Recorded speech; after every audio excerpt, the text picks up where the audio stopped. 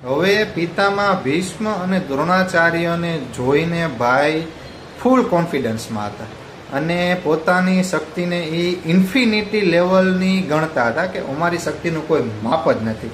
બરાબર. હવે પિતામાં ભીષ્મના આટલા વખાણ કર્યા એટલે ભાઈને વિચાર આવ્યો કે નહીંને મારા બીજા યોદ્ધાઓને એવું લાગશે કે તે મને ઓછું મહત્વ આપે છે, નહીં ખોટું લાગી ગયું તો ચૂંટણીમાં હોય ને બધાને મહત્વ આપવું પડે સમય આવે ત્યારે.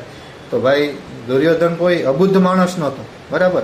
એટલે હવે એ ઢાંકવા માટે ભાઈ શું રાજનીતિ રમે છે તમે ધ્યાનથી સાંભળજો.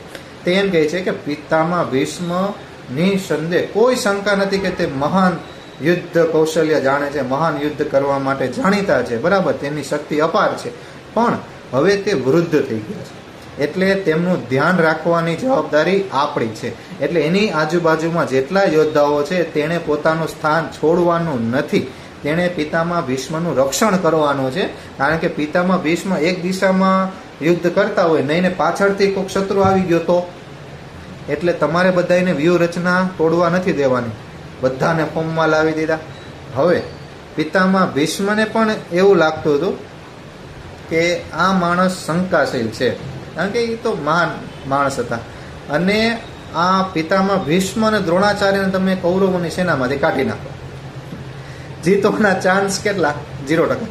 આમ પણ એ જીતવાના જ નહોતા. પિતામાં ભીષ્મને પણ ખબર હતી કે સામેના પક્ષે સ્વયં ભગવાન કૃષ્ણ છે, તો હારવું તો શક્ય જ નહોતું.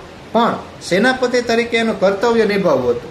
હવે એ કર્તવ્ય નિભાવવામાં એક થોડીક પણ કચાશ નહીં છોડે, પણ એ કોન્ફિડન્સ પેલા દુર્યોધનને તો આપવો ને.